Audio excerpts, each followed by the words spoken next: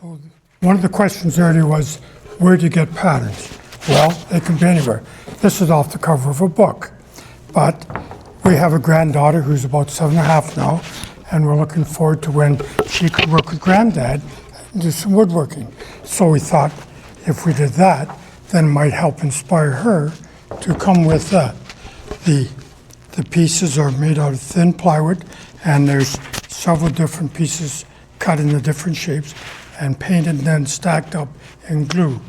These are all cut out, the pictures are all cut out on my treadle scroll saw. The frame is, this piece is just cut out on my bandsaw with a plywood back. And we have that, or we make our own stands, which fold flat when you don't need it, or they just stand up and then they hold it, just like that. The other picture I did, this one is in memory of my father. He flew for the British Commonwealth Air Training Plant for most of his war. He was from Oshawa, where they taught him to fly on Tagamas, then they sent him to Hagersville to go to twin-engine Avro Ansons, and then they sent him out west, where he actually was not in the RCF anymore. Now he flew for Air Observer School number 2 and for Central Airways, which later became part of CP Air. And then, after he'd been there for a while, they sent him back to Rivers, Manitoba, and now he's back in the RCF again and still flying Avro Ansons. So these are Avro Ansons, and this airport diagram is from Rivers, Manitoba. We looked it up so we knew what pattern. And the idea was that during the war, the RCF operated something like 1,500 Avro Ansons at different stations around Canada. So this was done as in honor of my father and his time in the RCF.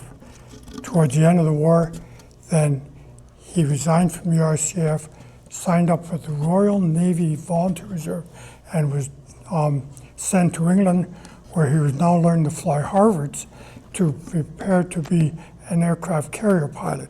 But the war ended before he was finished his training for that. So,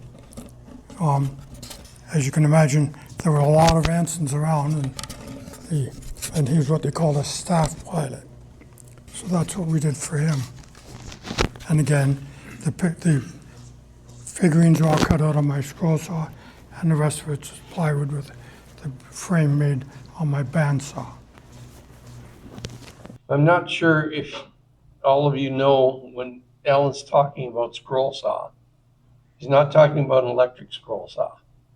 His is a foot treadle scroll saw that he uses for all his work. And that's true old school and very amazing. It's a lot of fun. I figure that, like this is 2 of them here.